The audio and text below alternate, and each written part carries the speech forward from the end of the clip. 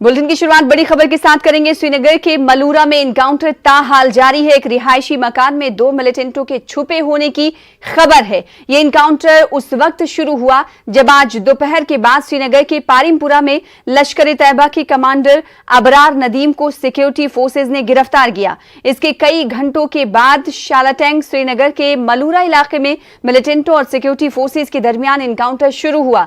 इस दौरान पूरे इलाके को मुहासरे में लिया गया और तमाम रास्तों को सील कर दिया गया है। टीवी स्क्रीन पर इस वक्त न्यूज़ 18 उर्दू का एक्सक्लूसिव तस्वीर भी आप देख रहे हैं। बताया जाता है कि इनकाउंटर में एक मिलिटेंट को हलाक किया गया है, ताहम पुलिस ने अभी इसकी तस्दीक नहीं की है। इनकाउंटर के दौरान सीआरपीएफ के एक एसआई के गोली से जख्मी होने की भी खबर है। इसकी भी तस्दीक अभी तक नहीं हो पाई है। आखिरी इत्तलात तक फायरिंग का तबादला जारी रहा। उधर इनकाउंटर के मकाम पर रिहाइश पजीर लोगों को सिक्योरिटी फोर्सेज ने अपने घरों से यानी उनके घरों से बाहिफाजत बाहर निकाला और इन्हें महफूज मकामात पर पहुंचाया गया। इस वक्त टीवी स्क्रीन पर आप सीधे तौर पर तस्वीरें भी देख पा रही हैं। उस वक्त की तस्वीरें हैं जब गोलियों की आवाजें सुनी जा रही थी।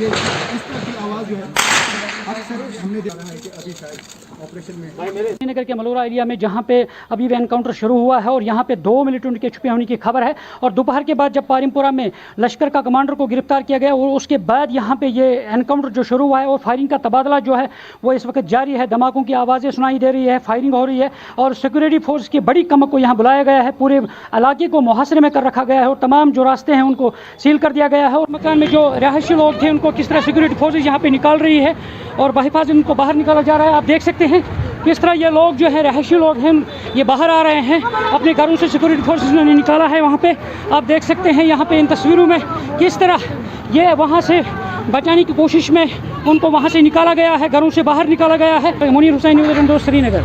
तो मुनीर हुसैन हुर्रा की तफसीलात आप देख रहे थे। ग्राउंड रिपोर्ट उस वक्त की जब लोगों को वहां से बाहिफाजत निकाला जा रहा था। इस वक्त इलाके में क्या कुछ सूरत हाल है, हालात बने हुए हैं, जानने की कोशिश करेंगे। हमारे साथ हमारे नुमाइंदे मुनीर हुसैन हुर्रा खुद मौजूद है। मुनीर, ये बताइएगा इस वक्त हालात क्या है इलाके में? देखिए सना, इस वक्त मैं ग्राउंड जीरो पे यहाँ पे मौजूद हूँ और फायरिंग का तबादला जो है वो इस वक्त जारी है और धमाकों की भी आवाजें सुनाई दे रही है। और इसके साथ साथ जो तकरीबन पिछले जो 4 घंटे गुजरे हैं, 4 घंटों से लगातार वक्फे से लगातार ये जो फायरिंग का तबादला है वो जारी है। और ये भी बताया जा रहा है कि एक रहायशी मकान में जो मिलिटेंट छुपे थे और वहां से उन्होंने दूसरे एक बिल्डिंग में पनाह रखी है। और इसके साथ साथ जो यहाँ पे मजीद जो सिक्योरिटी फोर्सेज है, चाहे इसकी आर्मी है, सीआरपीएफ है, पुलिस है, उनको बुलाया गया है और पूरा जो इलाका है उसको मुहासरे में कर रखा गया है। और ये बात है कि जिस तरीके से पारिमपुरा में और लश्कर के कमांडर को पकड़ा गया है, गिरफ्तार किया गया है, उसके बाद ही कई घंटों के बाद ही ये इसी के नजदीक ही इलाका है मलूरा श्रीनगर में, तो वहां पे एनकाउंटर शुरू हुआ है। और आखिरी इत्तलात जब हम यहाँ पे ग्राउंड जीरो पे मौजूद है और इस वक्त फायरिंग का जो तबादला है वो जारी है। यानी कहा जा सकता है कि 3 से 4 घंटे वक्त बीत चुके, लेकिन इस वक्त भी फायरिंग का तबादला जैसे शुरू हुआ था वैसे अभी तक जारी। जी सना, ये फायरिंग का तबादला जो है जारी है और इस वक्त जब हम यहाँ पे मौजूद हैं हम भी लड़ रहे हैं क्योंकि बड़े जोरदार धमाके हो रहे हैं। और जिस इमारत में ये छुपे थे मिलिटेंट वो कंक्रीट इमारत है, 2 मंजिला इमारत है। और अब ये भी है कि वो दूसरे इमारत में उन्होंने कॉम्प्लेक्स है उसमें उन्होंने पनाह रखी है। और इस तरह जो ये भी खबर है कि उसमें जो एक है पाकिस्तानी मिलिटेंट बताया जा रहा है। ताहम इसमें जो एक मिलिटेंट के मारे जाने की खबर भी है मगर पुलिस ने इसकी तस्दीक नहीं की है। साथ साथ ये भी है कि जो सीआरपीएफ का एक सब इंस्पेक्टर है वो बताया जा रहा है कि उसको गोली लगी है, मगर उसकी भी तस्दीक अभी तक नहीं हो पाई। जाहिर वाले सवाल से नाज़रीन को पहले इत्तला हमने दी थी। बहुत शुक्रिया मुनीर हमारे साथ जुड़ने के लिए और ग्राउंड रिपोर्ट देने के लिए। जम्मू कश्मीर पुलिस ने लश्कर के टॉप कमांडर नदीम अबरार को गिरफ्तार किया है। पुलिस ने लश्कर कमांडर नदीम अबरार को श्रीनगर के पारिमपुरा से एक कार से गिरफ्तार किया है। नदीम अबरार के साथ एक और शख्स को भी गिरफ्तार किया गया है। लश्कर के टॉप कमांडर नदीम अबरार हलाकतों के कई वाकयात में मुलव्विस था। आईजीपी कश्मीर ने कमांडर की गिरफ्तारी को जम्मू कश्मीर पुलिस के लिए बड़ी कामयाबी बताया है। हारीपारी गांव अवंतीपुरा में मिलिटेंटों ने एसपीओ समेत उनकी अहलिया और बेटी को हलाक कर दिया। आईजीपी कश्मीर ने कहा है कि इन हलाकतों के पीछे जैश मिलिटेंटों का हाथ है और जल्द ही उनको कैफरे किरदार तक पहुंचाया जाएगा। देखिए हमारी खास रिपोर्ट।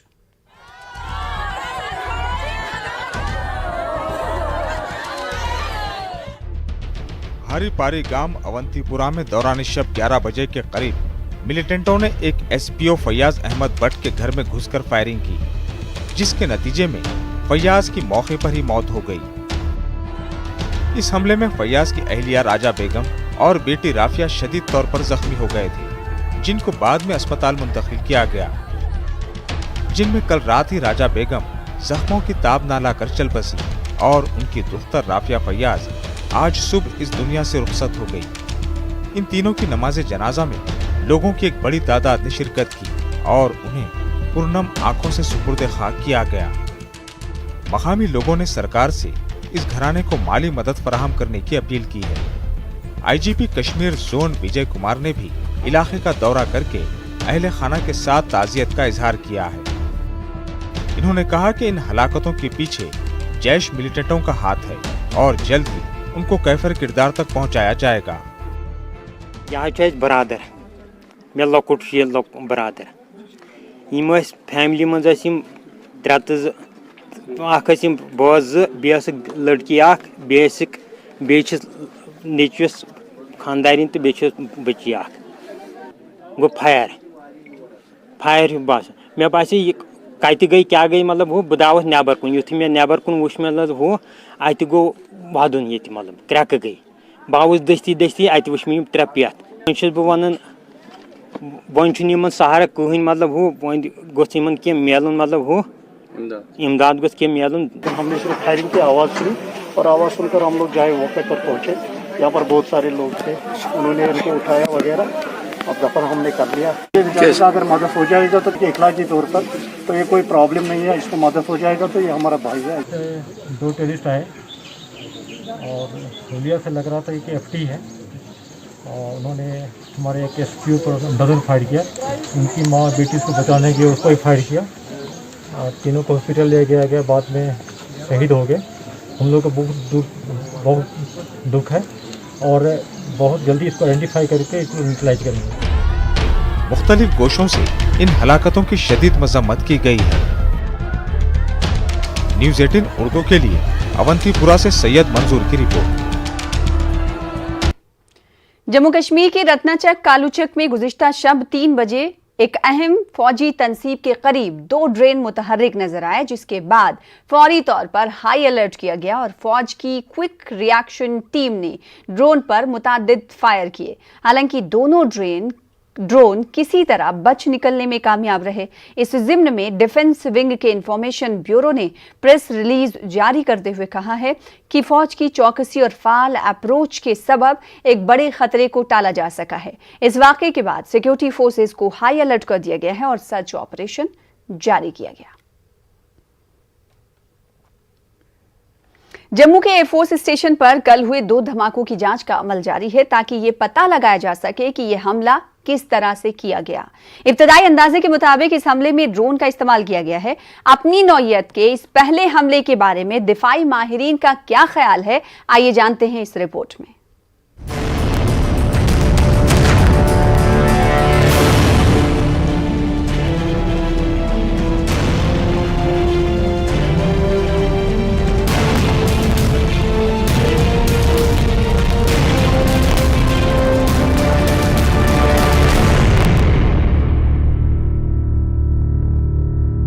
सत्ताईस जून को अल सुबह लगभग 1:30 और 2 बजे के दरमियान जम्मू के टेक्निकल एयरपोर्ट पर 2 धमाके हुए।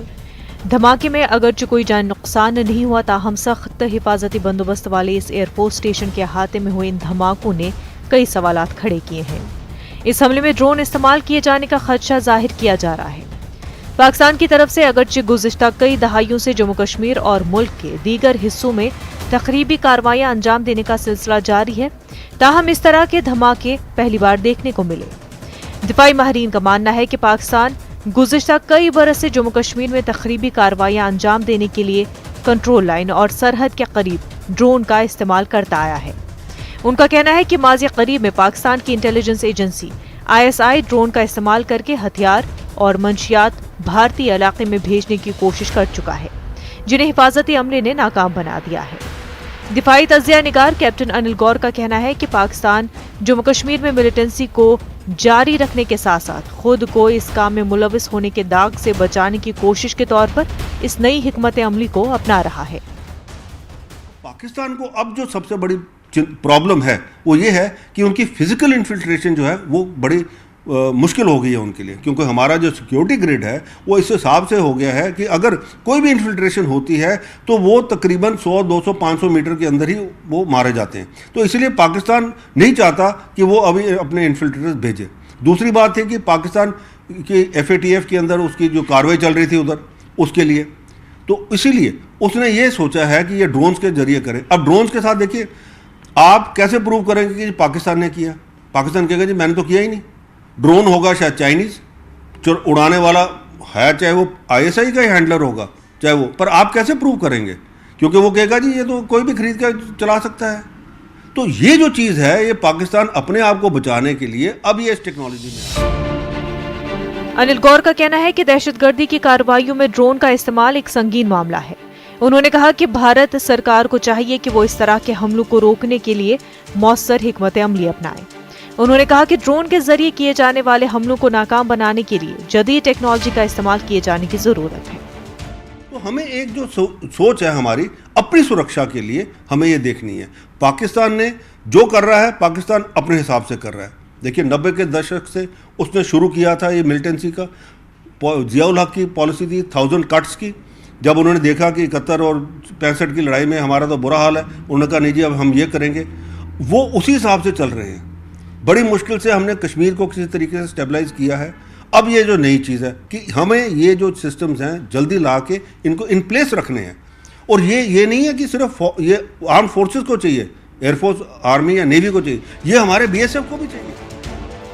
वाज़ेह है कि 27 और 28 जून की दरमियानी रात को जम्मू के रत्नाचक कालूचक मिलिट्री इलाके में 2 ड्रोन देखे गए।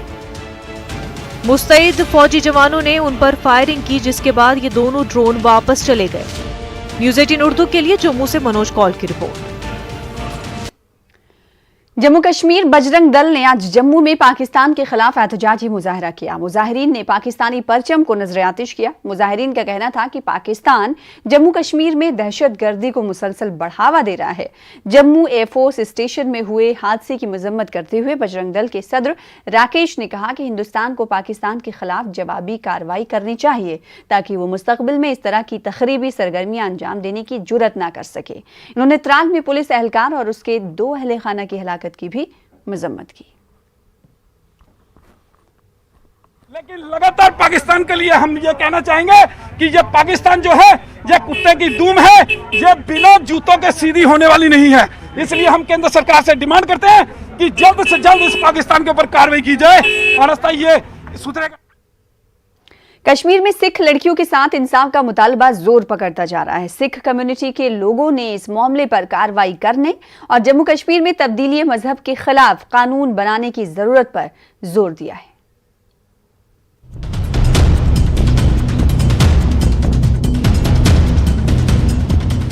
कश्मीर में सिख लड़कियों के साथ इंसाफ का मुतालबा करते हुए आज जम्मू कश्मीर के मुख्तलिफ मुकामात पर सिख लीडरों ने प्रेस कॉन्फ्रेंस की।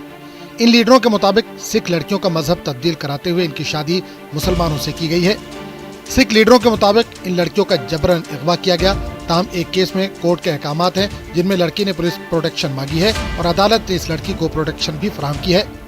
श्रीनगर में दिल्ली सिख गुरुद्वारा मैनेजमेंट कमेटी के सदर ने कहा कि मरकजी वजीर दाखिला अमित शाह ने इस मामले पर कार्रवाई का यकीन दिलाया है। किसी भी सूरत में हमारी कम्युनिटी को भी बर्दाश्त नहीं है। ये मसला किसी एक बेटी का नहीं है, ये मसला हमारा कौमी मसला है। हम कल गवर्नर साहब से मिले, हमने गवर्नर साहब को इस सारी बातों के बारे में जानकारी दी। हमने आज सुबह देश के गृह मंत्री अमित शाह जी ने भी आज फोन करके हमसे बातचीत की और उन्होंने ये भी बताया कि वो कल से गवर्नर से टच में है और सारी मॉनिटरिंग कर रहे हैं सारे घटनाक्रम की। और उन्होंने हमें यह भी आश्वासन दिलाया कि ये बेटियां जिस तरह से अगवा की गई हैं इनके ऊपर सख्त कार्रवाई की जाएगी, किसी को नहीं बख्शा जाएगा, कानून को कानून के तरीके से लिया जाएगा और यह भी कहा कि ये जो मसले हुए हैं इनके लिए वो तुरंत हमारा सिख डेलीगेशन जो है उसको दिल्ली में उनसे मुलाकात करेंगे और यहाँ पे हालातों की सारी जानकारी लेके और क्या क्या चीजें हम चाहिए हैं उनकी भी हम चर्चा करेंगे और ये हम कम्युनिटी को आश्वासन देते हैं किसी भी सूरत के अंदर बेइंसाफी नहीं होगी। जम्मू डिवीजन में भी सिख लीडरों ने प्रेस कॉन्फ्रेंस की और जम्मू कश्मीर में तब्दील मजहब के खिलाफ कानून की जरूरत पर जोर दिया। हम गवर्नमेंट से ये अपील करना चाहते हैं कि जैसे एमपी और यूपी में ये एक एक्ट है इंटर रिलीजियस मैरिज का, वो एक्ट जम्मू कश्मीर में भी लागू किया जाए।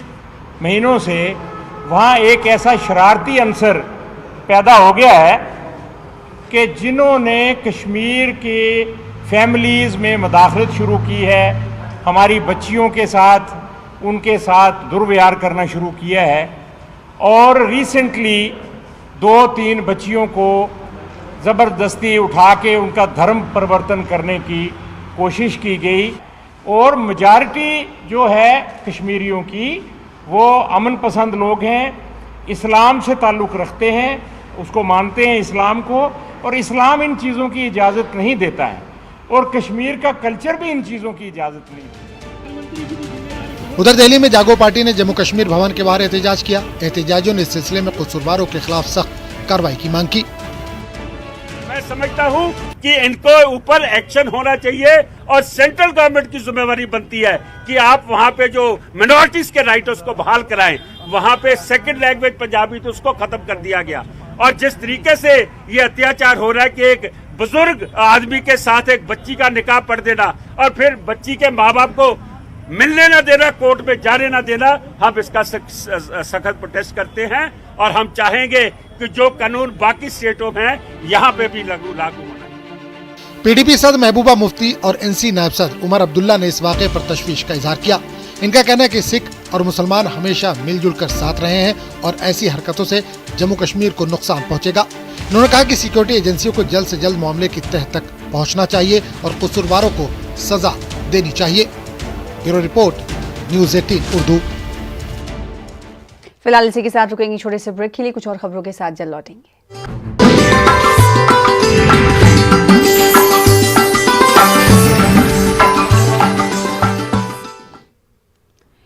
ब्रेक के बाद एक बार फिर से आपका इस्तकबाल करते हैं। शिरोमणि अकाली दल दिल्ली के सदर परमजीत सिंह सरना और दिगर सिख लीडरान ने एलजी मनोज सिन्हा से मुलाकात की। इस मौके पर न्यूज़ 18 उर्दू से एक्सक्लूसिव बातचीत करते हुए परमजीत सिंह सरना ने कहा कि एलजी से मुलाकात के दौरान उन्होंने सिख लड़कियों के मसले को उठाया, साथ ही सिख कम्युनिटी के लिए रिजर्वेशन पर भी तबादले ख्याल किया गया।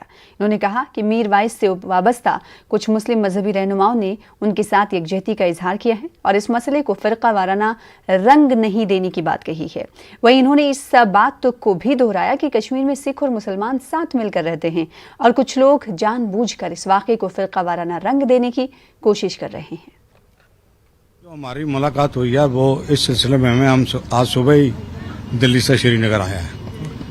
जो मसला पिछले हफ्ते वो लड़की का हुआ था उसने संसार भर के सिखों को झंकोर दिया था और जब हमें दिल्ली में मालूम पड़ा तो हमने प्रोग्राम बना लिया कि हम वहाँ जाके एडमिनिस्ट्रेशन से बात करेंगे। भाई 17 साल की लड़की है, उसके साथ कैसे ज़बरदस्ती की जा रही है। पर बीच में एडमिनिस्ट्रेशन में ऐसे आदमी थे जिन्होंने कहा कि हम ऐसा बात नहीं चलने देंगे, पर हम इनसे दराफत करने आए थे कि जो सिख हैं ये मिनॉरिटी कम्युनिटी में है। मिनॉरिटी में सारे हिंदुस्तान में ये भी मिनॉरिटी में है। जहाँ ये मेजॉरिटी में है, इनको जो मिनॉरिटीज़ को तकलीफ आती है वो इनको मालूम है और हमारे साथ ये ऐसा सलूक इनको नहीं करना चाहिए सिख कौम के साथ। हमें और भी खुशी बात हुई है कि आज एक डेलीगेशन हमें मिला जो जामा मस्जिद मीर वाइस ग्रुप के आदमी थे और भी थे और हमने उनके सामने अपनी बात रखी और सारे थे, तो हमें उनसे बड़ी सहानुभूति मिली है। मशरक़ी लद्दाख से चीन को वाज़ेह पैगाम देते हुए वज़ीर दिफ़ा राजनाथ सिंह ने कहा है कि हिंदुस्तान गलवान में बहादुर जवानों की कुर्बानियों को कभी फरामोश नहीं करेगा। वज़ीर दिफ़ा ने कहा कि हिंदुस्तानी अफवाज किसी भी चैलेंज का मुंह तोड़ जवाब देने की अहल है। लद्दाख दौरे के दूसरे दिन एक इवेंट से खिताब करते हुए राजनाथ सिंह ने कहा कि पड़ोसी ममालिक के साथ बातचीत की मेज पर मसाइल हल करने की कोशिशें की जा रही हैं। साथ ही अगर कोई धमकाने की कोशिश करता है तो हिंदुस्तान उसे बर्दाश्त नहीं करेगा। 1 साल का समय गुजर गया है। हमारे कुछ जवानों ने गलवान घाटी में जो अपना बलिदान दिया है, उन्हें भी मैं अपनी श्रद्धांजलि अर्पित करता हूं। आपके पास हौसला है, आपके पास संकल्प है, और जो हौसला और संकल्प जिसके पास है वह बड़ी से बड़ी चुनौती पर विजय हासिल कर सकता है। विजय हासिल करने के लिए केवल हथियार ही नहीं चाहिए, हौसला चाहिए, संकल्प चाहिए। और मैं जानता हूं कि आप जैसे जवानों के अंदर वह हौसला और संकल्प है। और जो भी जवानों ने भारत की सीमा की सुरक्षा करते हुए अपनी शहादत दी है, मैं यकीनन कहना चाहता हूं कि यह हिंदुस्तान उनकी शहादत को किसी भी सूरत में भूल नहीं सकता। तो भारत ने दुनिया के किसी देश पर न तो कभी आक्रमण किया है और न दुनिया के किसी एक देश की 1 इंच जमीन पर कभी भारत ने कब्जा किया है। यह हमारी प्रकृति नहीं रही है, यह हमारा स्वभाव नहीं रहा। लेकिन यदि हमको किसी ने आंख दिखाने की कोशिश की है तो उसका मुंह तोड़ जवाब देने की कुव्वत भी हमने अपनी दिखाई है।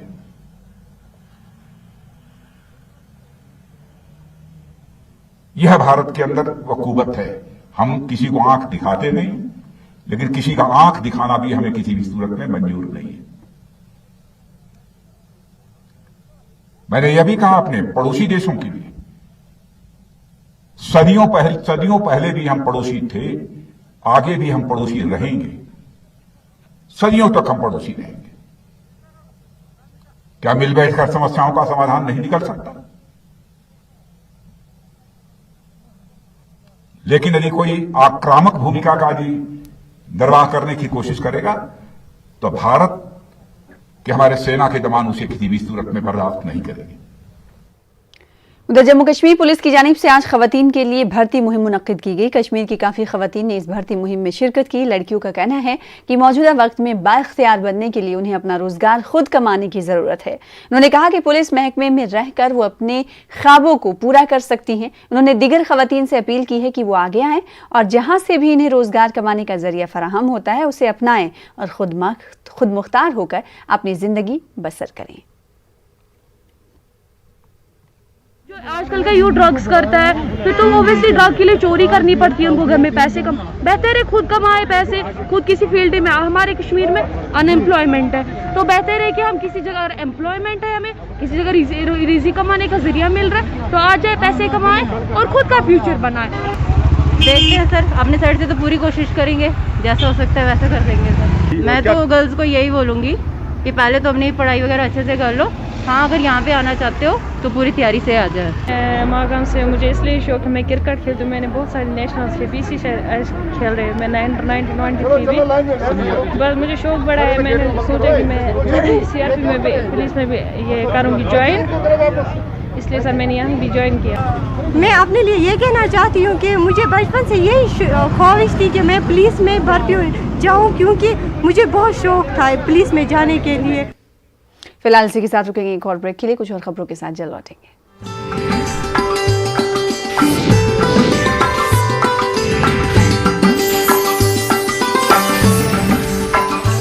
LG मनोज सिन्हा ने आज अमरनाथ जी के मुकद्दस गुफा में हाजिरी दी और पूजा की। इस मौके पर फौज की सीनियर अफसरान, सिविल एडमिनिस्ट्रेशन, पुलिस और श्राइन बोर्ड के अरकान भी मौजूद थे। LG मनोज सिन्हा ने पवित्र गुफा में पूजा की और सभी की तंदुरुस्ती, सलामती और खुशहाली की दुआ की। ख्याल रहे कि कोरोना वबा के पेश नजर रवां साल के लिए अमरनाथ यात्रा को मनसूख किया गया है। हालांकि अकीदतमंदों के जज्बात को मलहूज रखते हुए श्राइन बोर्ड ने पवित्र गुफा से सुबह शाम होने वाली आरती के लाइव टेलीकास्ट का नज्म किया है।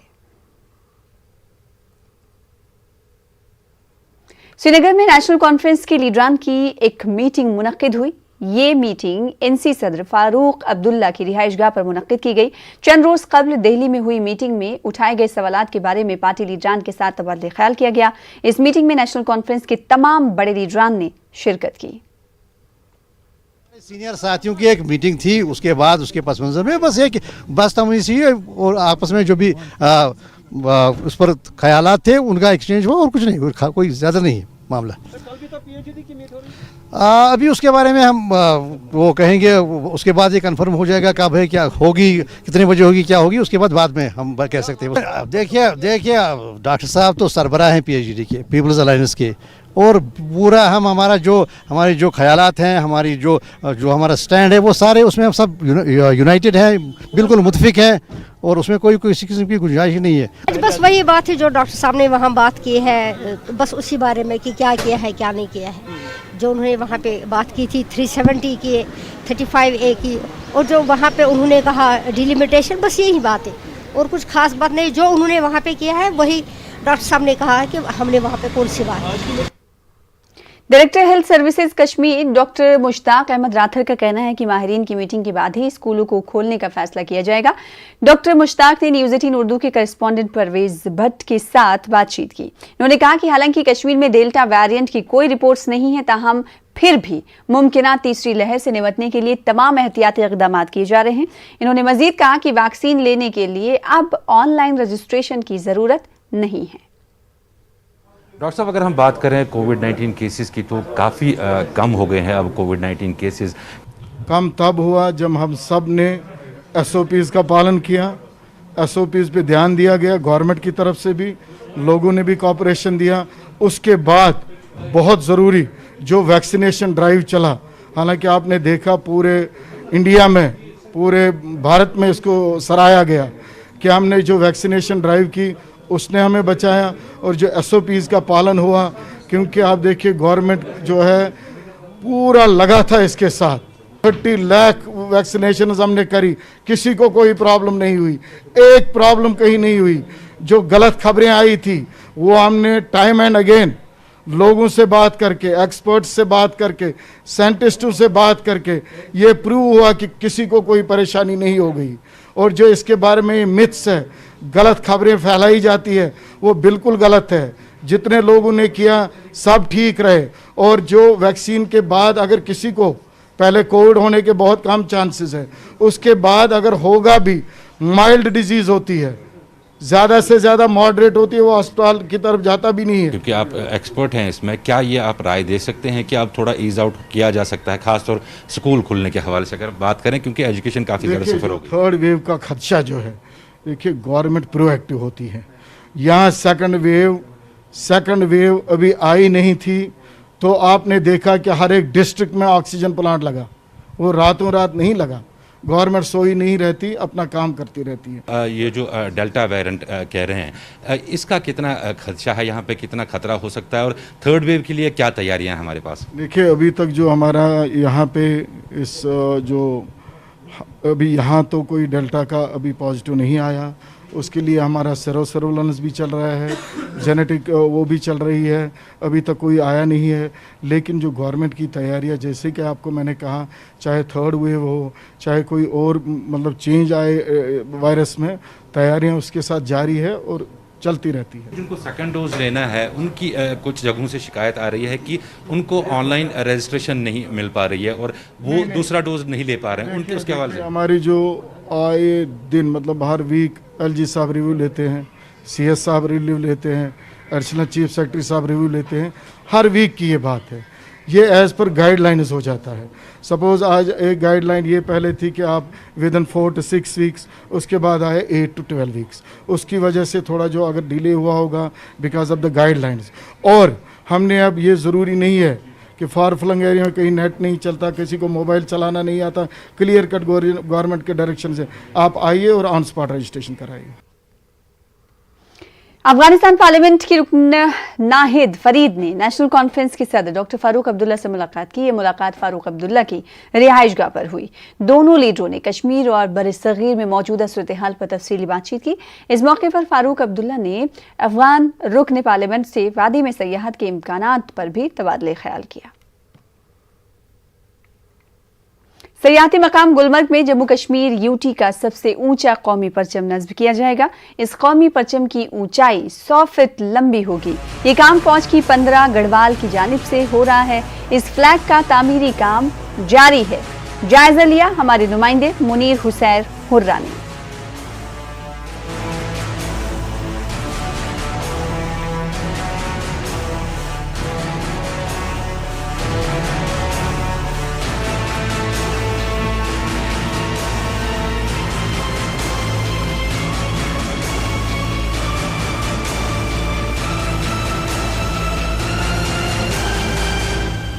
इस वक्त मैं मौजूद हूँ सयाहती मकाम गुलमर्ग में, उस जगह पर जहाँ पे जम्मू कश्मीर यूटी में सबसे ऊंचा इंडियन नेशनल फ्लैग यहाँ पे नस्ब किया जाएगा। और इसका काम जो है वो यहाँ पे गुलमर्ग में 15 गढ़वाल जो आर्मी है उन्होंने ये हाथ में लिया है, उनकी तरफ से ये काम हो रहा है। ये जो फ्लैग है ये एक जम्मू कश्मीर की तारीख में एक सबसे पहला ये फ्लैग होगा जो सबसे ऊंचा होगा। ये आपको दिखाएंगे ऊपरी जो पहाड़ है और यहाँ पे जो गंडोला जो अफरवट है और इसके साथ साथ जो कंगड़ोरी का मकाम है, और वहाँ पे जब सयाह जाएंगे इन पहाड़ियों से बाज़ाब्ता साफ तौर पर ये फ्लैग जो है वो नजर आएगा और उससे भी जो सयाह है वो नजारा कर सकते हैं। इस फ्लैग का काम जो है शदुमत से जारी है और इस वक्त जो मजदूर है यहाँ पे लगे हुए हैं, शदुमत से काम चल रहा है। इसका जो 80% काम है वो मुकम्मल हो चुका है। गुलमर्ग में जितने भी सयाह होंगे और उनके लिए ये तवज्जो का मरकज बन जाएगा। मुनीर हुसैन, न्यूज़ 18 उर्दू, गुलमर्ग। राजौरी के दरहाल बीएमओ में तैनात 3 सेहत एहलकारों को मुबैना तौर पर गैर कानूनी इख्तियारात का इस्तेमाल करते हुए तनख्वाहों में इजाफा करने के इल्जाम में मुअत्तल कर दिया गया है। चीफ मेडिकल ऑफिसर राजौरी ने मामले का नोटिस लेते हुए तीनों मुलाजमीन को सस्पेंड कर दिया है। साथ ही जांच के लिए एक कमेटी भी तश्कील दी है। मुअत्तल किए गए 2 जूनियर असिस्टेंट मोहम्मद परवेज और बाबर, जबकि एक सीनियर असिस्टेंट मुबैना तौर पर ज्यादा तनख्वाह हासिल करने के अलावा अलायंस का गैर मुनासिब फायदा उठाने में भी मुलव्विस थे। पैसा गरीबों को मिलना चाहिए, जो पेशेंट के लिए पैसा आता है, जो गरीबों जनता के लिए आता है, ब्लॉक के अंदर आता है, वो पैसा ये जो ऑफिसर हैं तनख्वाह भी लेते हैं, करप्शन भी करते हैं, इतने तो बड़े घोटाले कर रहे हैं। क्लिनिक भी उन्होंने खोल के रखी हुई है। इसकी इंक्वायरी पुरजोर तरीके से होनी चाहिए। मैं तो यह समझूंगा कि गवर्नर साहब इंक्वायरी करें इसकी, और ऐसे लोगों को जेल के अंदर बंद करना चाहिए। मैंने देखा, कुछ आपने बताया है, उसके लिए मैंने सीएमओ को इंस्ट्रक्शन दे दी है और रिपोर्ट मांगी मैंने। क्या कुछ कार्रवाई भी उनके की जाएगी? करगिल बुद्धिस्ट कम्युनिटी ने करगिल डेमोक्रेटिक अलायंस के एजेंडे की मुखालिफत की है। KDA के एजेंडे में शामिल दफा 370 और दफा 35A की बहाली पर बुद्धिस्ट कम्युनिटी ने एतराज जताया है। उन्होंने कहा कि KD के एजेंडे से लद्दाख बुद्धिस्ट एसोसिएशन मुत्तफिक नहीं है और इसलिए वो करगिल डेमोक्रेटिक अलायंस का हिस्सा नहीं है। कम्युनिटी के अरकान ने PM मोदी से अपील की है कि बुद्धिस्ट समाज के नुमाइंदों को दिल्ली मदऊ किया जाए ताकि वो बेहतर अंदाज में अपने मसाइल रख सकें। डेमोक्रेटिक अलायंस जो है वो करगिल का एज अ होल रिप्रेजेंट नहीं करते, खासकर उसमें जो 20% बुद्धिस्ट माइनॉरिटीज हैं और जो 60% एरिया पे स्कैटर्ड हैं, उनको वो बिल्कुल रिप्रेजेंट नहीं करते, क्योंकि हम उनका पार्ट नहीं है। पार्ट ना होने का मेन रीजन यही है, हम पिछले साल से जब से करगिल डेमोक्रेटिक अलायंस वजूद में आया तब से हम इनको बॉयकॉट किया था, क्योंकि वो जो है आर्टिकल 370 और 35A को एब्रोगेट करने के खिलाफ थे, उसका रेस्टोरेशन चाहते थे। तो आज की डेट में भी हम उनके पार्ट नहीं है। तो आज हम ये प्रेस कॉन्फ्रेंस करके सेंट्रल गवर्नमेंट को ये मैसेज देना चाहते हैं कि मेहरबानी करके करगिल डिस्ट्रिक्ट में जो बुद्धिस्ट माइनॉरिटीज है, 20% पॉपुलेशन जो 60% एरिया पे स्कैटर करते हैं, उनको अलग से रिप्रेजेंटेशन दिया जाए, क्योंकि हम KDA का पार्ट नहीं बन सकते। हमसे विनती करते हैं कि 1 जुलाई को या तो हमें अलग से एक रिप्रेजेंटेशन दिया जाए, या उसी दिन अगर हमें बुलाया जाता है तो हम अपना रिप्रेजेंटेशन वहां पे भेजेंगे और हम अपनी बात रखना चाहते हैं। आगे बढ़ेंगे। DC श्रीनगर मोहम्मद एजाज असद ने श्रीनगर सिटी में शॉपिंग मॉल्स का दौरा किया। दौरे का मकसद कोरोना गाइडलाइंस पर अमलावरी का जायजा लेना था। इस मौके पर DC ने कहा कि दुकानदारों और ग्राहकों को कोरोना वैक्सीन जरूर लेनी चाहिए। साथ ही उन्होंने कहा कि कोरोना गाइडलाइंस की खिलाफ वर्जी करने वालों के खिलाफ सख्त कार्रवाई की जाएगी। वो भी उसका वैक्सीनेशन स्टेटस चेक करें। अगर कोई वैक्सीनेटेड नहीं है तो उसके पास नेगेटिव टेस्ट रिपोर्ट होनी चाहिए। इसका मकसद ये है कि पूरे ज़िले में जिस तरीके से मेडिकल एक्सपर्ट्स प्रेडिक्ट कर रहे हैं कि 3rd वेव भी आने वाली है, उससे पहले हर कोई वैक्सीनेट हो जाए। और अपने नियरेस्ट सेंटर पर मैं अपील करना चाहता हूँ सभी से कि अपने नज़दीकी सेंटर पर जाकर कोविड का टीका लगवाएं। श्रीनगर इंतजामिया कोरोना एसओपीज के निफाज के लिए बेहद मुतहरिक नजर आ रहा है। Assistant development commissioner Srinagar Hanif Balkhi और दीगर सीनियर अफसरान श्रीनगर के मुख्तलिफ मकामात पर मुसाफिरों और आम लोगों से मास्क पहनने और कोरोना रहनुमा खतूब पर अमल आवरी की अपील करते नजर आए। जैसे आपको पता है कि बोलते हैं अब थर्ड वेव का ही असर होने वाला है आगे कुछ दिनों में, तो अब इस बार ये डिसाइड हुआ कि पहले से एहतियाती कदम अगर लिए जाएं तो हमेशा बेहतर रहता है। अब इसमें एक चीज़ आप भी देख रहे हैं कि 90% से ज़्यादा लोग मास्क पहने हुए हैं, तो कुछ लोग नहीं पहन रहे हैं। उनसे भी यही गुजारिश है आज के आपके हवाले से कि लगाएं मास्क, क्योंकि इसमें एक बात आपने देखी, जब हम गाड़ी को पकड़ते हैं, स्कूटर को पकड़ते हैं, बहुत स्टाफ पूरे श्रीनगर में घूम रहा है, तो बहुत बुरा सा लग रहा है किसी को जुर्माना करना या सज़ा देना या गाड़ी सीज़ करना। ये बिल्कुल ही इंसान का ज़मीर नहीं मानता है। तो यही गुजारिश है, अगर आदमी मास्क लगाए, हम कागज़ चेक करने के लिए नहीं है, मास्क चेक करने के लिए। गलती मानता हूँ, गलती एक्सेप्ट करता हूँ कि मैंने अभी निकाली थी तो मेरी गलती है, मैं एक्सेप्ट करता हूँ गलती। तो मास्क पहनना चाहिए, हर किसी को मास्क पहनना चाहिए। वादी कश्मीर के पश्मीना कारीगरों ने आज श्रीनगर में एहतजाजी मुजाहरा किया। यह एहतजाज कुछ ऐसे डीलरों के खिलाफ किया गया जो शॉल बुनने के लिए पावर लूम का इस्तेमाल कर रहे हैं। हाथ से दस्तकारी करने वालों का कहना है कि पावर लूम पर शाल की बुनाई का काम जारी होने से उनका जरिए माश मुतासिर हुआ है। मुजाहिरीन ने एलजी इंतजामिया से ऐसे तमाम डीलरों का रजिस्ट्रेशन मनसूख करने की अपील की है। हमारा मुतालबा है कि पश्मीना सन्नत को नेस्तनाबूद करने की साजिश कुछ खुदगर्ज उनसर जो गैर कानूनी तौर पर पावर लूमों पर पश्मीनाकारी करते हैं, जिससे लाखों की तादाद में इस सन्नत से वाबस्ता खासकर कारीगर हजरात मुश्किलात से दो चार। कुछ हमारे जो कारीगर हजरात हैं अपने पेट पालने के लिए, बच्चों के लिए खून भी भेजा। खुदारा मैं उनसे पूछना चाहता हूँ, क्या हमें जिंदा रहने का कोई हक नहीं है? क्या हमारे बच्चों को पढ़ने का कोई हक नहीं है? अगर आपके बच्चे बड़े स्कूलों में पढ़ते हैं, हमें छोटे जो स्कूल है उनमें पढ़ने दीजिए। फिलहाल इसी के साथ रुकेंगे एक और ब्रेक के लिए, कुछ और खबरों के साथ चलवाते हैं।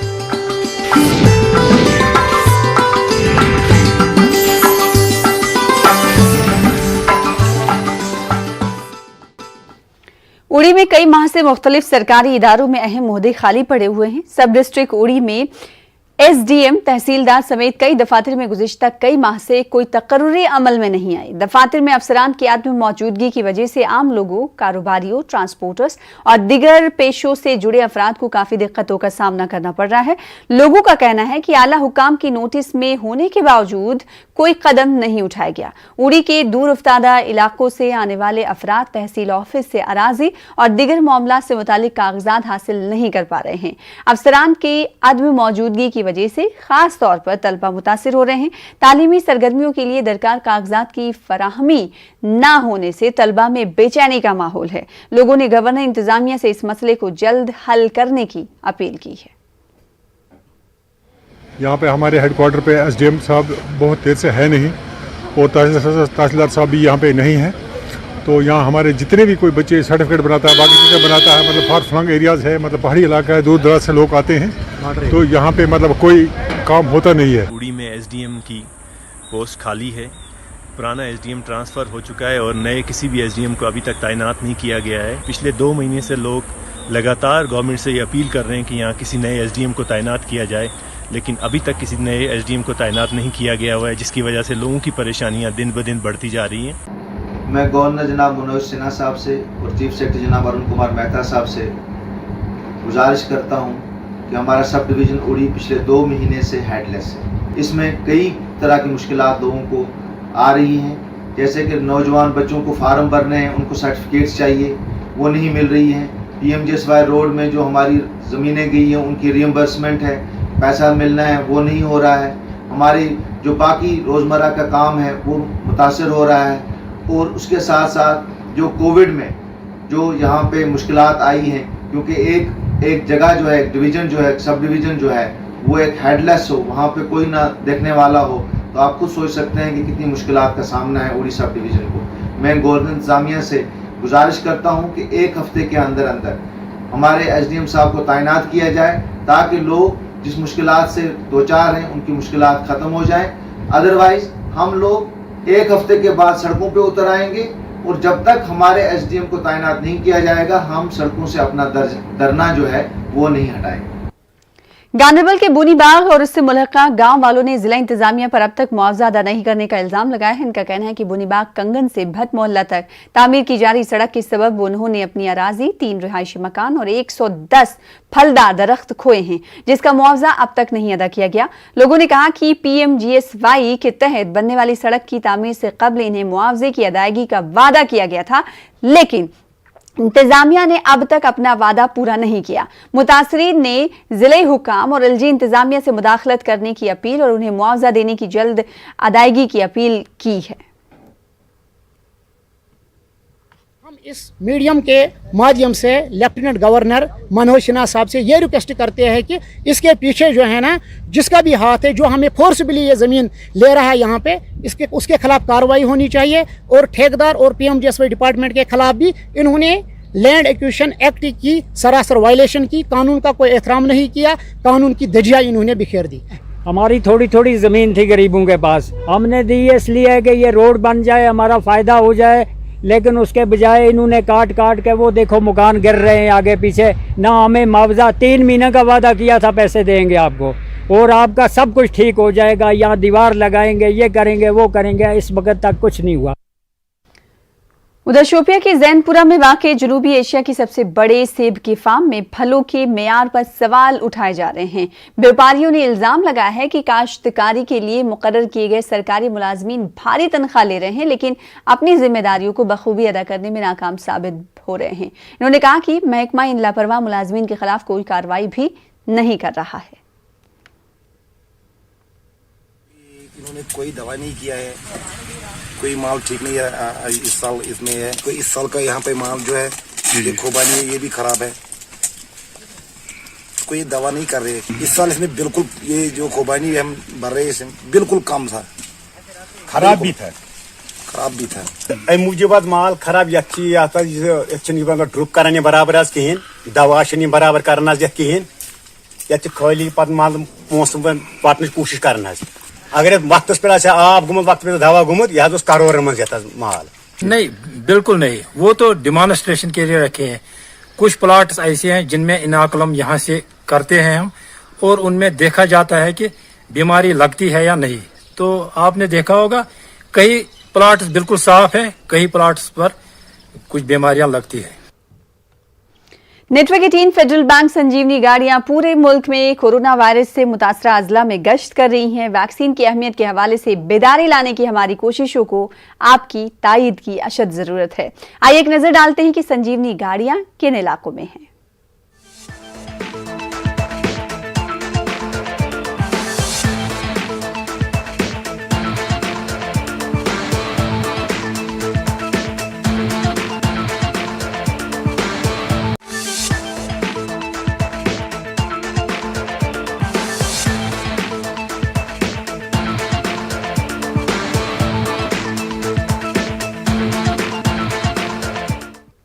फिलहाल इसी के साथ इस बुलेटिन में इतना ही। मजीद खबरों के लिए देखते हैं न्यूज़ 18 उर्दू। मुझे दीजिए इजाजत। आदाब।